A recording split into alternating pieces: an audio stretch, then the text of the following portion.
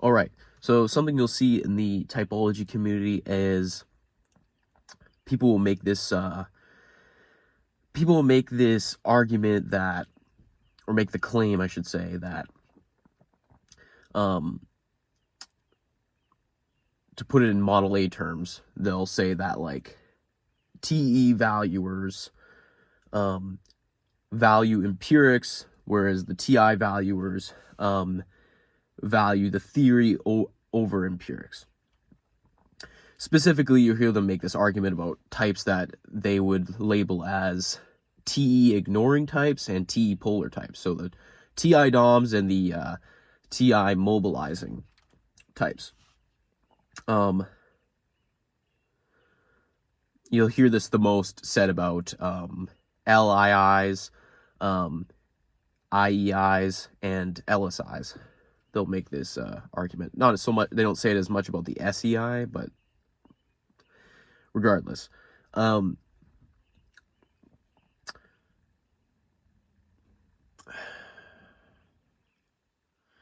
Usually the example they'll use is they'll do like Plato versus Aristotle, and they'll be like, look, Plato cared about forms and he didn't care at all about empirics, and Aristotle was all about empirics. And they'll use that as sort of like their I guess historical example of, TI valuing versus TE valuing. What I would say to that is, I don't think we can rule out that perhaps that had more to do with what's going on the perception axis. Because when it comes to something, like, when it comes to someone's worldview, it's like worldview. Obviously, yes, judgment is in the, has a lot to do with that, but, I mean, you can't discount what perception has to do with that either. It's like, if you think the material world is not the real world, and there's a higher ideal than that, there is a, like, essentially a forms realm, which is like the proper reality, and the real world is more just like a sort of almost like a cheap knockoff. This is basically like, I'm butchering Plato's view, but like, you get the idea. I mean, I don't think that's purely a judgment axis. I don't think that's purely like a TI thing. I think that's probably has also something to do with perception, or we can't rule out that it's coming from perception.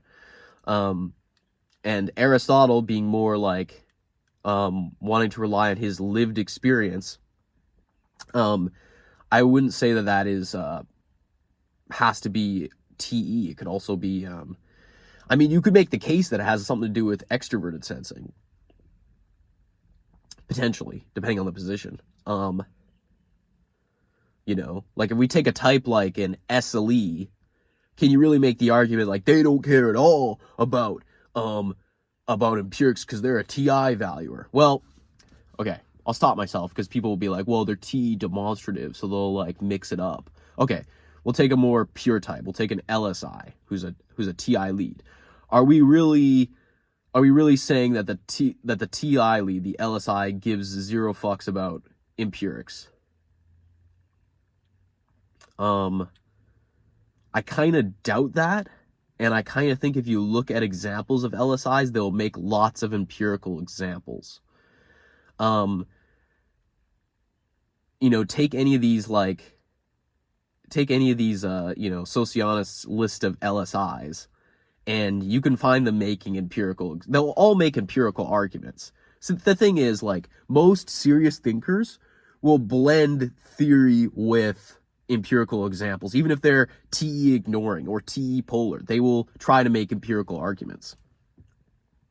And again, like, empirical arguments is not something that's a TE valuer thing. You'll see lots of TI valuers make empirical arguments.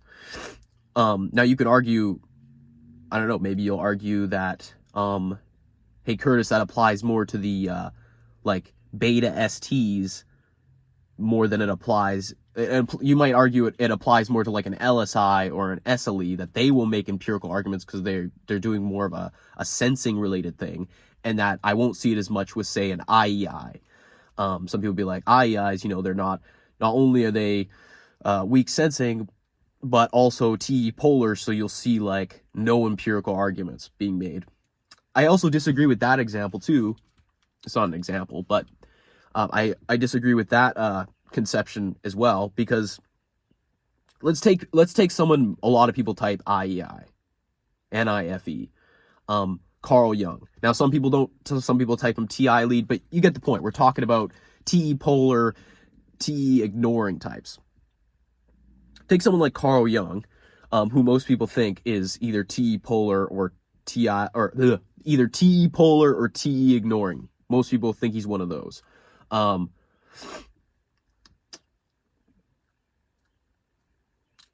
He made lots of empirical arguments. Now you could say, hey, Carl Jung was fucking, he's a mystic. Like, he is not anywhere near like the scientific method. That has more to do with the time period he came up in. He came up in a time period where really there just wasn't the resources. Like, you could barely call psychology a science at that point. I mean, it's still like you could say a soft science. But if he was around today, he would definitely like probably be interested in things like brain mapping, brain scans. Like, that would all be interesting to him. Because if you look at the relationship between Jung and Freud, funny enough, Jung was very much like part of why he disagreed with Freud about the nature of the libido is because Jung, in his own clinical practice of gathering empirical data, I know it's anecdotal because it's just one guy running a practice, but it's the best he could do at the time based on whatever resources he had at his disposal. It's not like the modern era of science. He was seeing different things in his data gathering from patients, and he was like, okay, I disagree with Freud because I'm seeing something different in the field. This is a TE polar type, a quote-unquote TE polar type, or what some people would think is a TE ignoring type, because some people think he's a TI dom. My point is that here we have one of the poster boys of TI valuing. People would say he's zero TE or whatever the fuck. Guess what? He's still making empirical arguments. So you can't say TI users, TI valuers, specifically the TI DOMs and the TI mobilizing, just abandon empirical arguments. Most of them who are like serious thinkers, when they're arguing, like, yes, there has to be a theoretical layer so that you have a conceptual language to communicate something. For all like serious thinkers who are trying to argue something philosophical or scientific, you need to have a theoretical layer foundation so that you have a conceptual language. And then from there, you will make an empirical argument because you need some sort of real world example to sort of verify your theory or your hypothesis. But yes, you have the theoretical layer because you need a hypothesis and you need, again, a conceptual language to actually talk about what is happening. You need a language. And then from there, you go to the empirical layer of actually giving examples. So Jung and Freud, both people that, most people in socionics would think are like, TI valuers. Both of them were, trying to build up I don't want to say database, but yeah, they were trying to build up a kind of a database, a record of sort of their clinical interactions with patients to build up a sort of a catalog of empirical examples of their hypotheses, the theories, actually seeing it in practice. And these are types that, again, we're talking about, types who are maybe TE polar or TE ignoring, still making empirical arguments.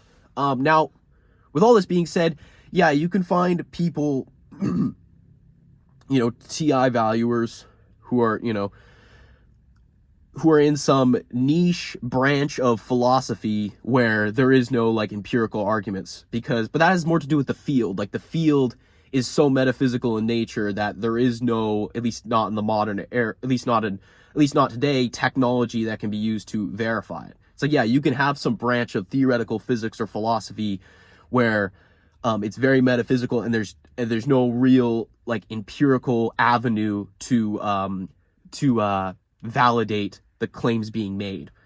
And you might say, oh, well, you know, the types that would be drawn to a field like that would be like the TE ignoring types and the TE polar types. You won't see, they'll argue like you won't see TE users, or I should say, if you want to keep it Model A proper, TE valuers.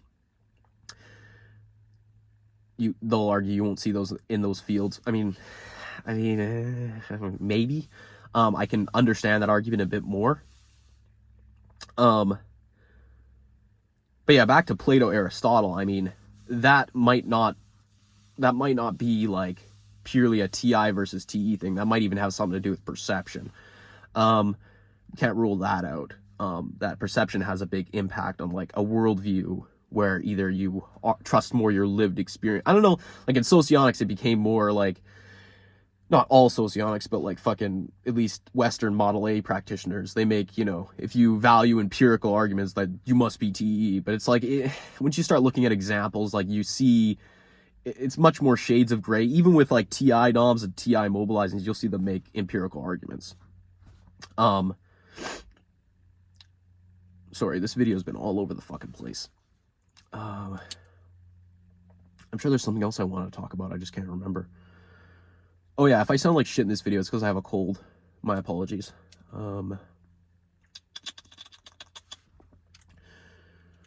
What do I want to talk about?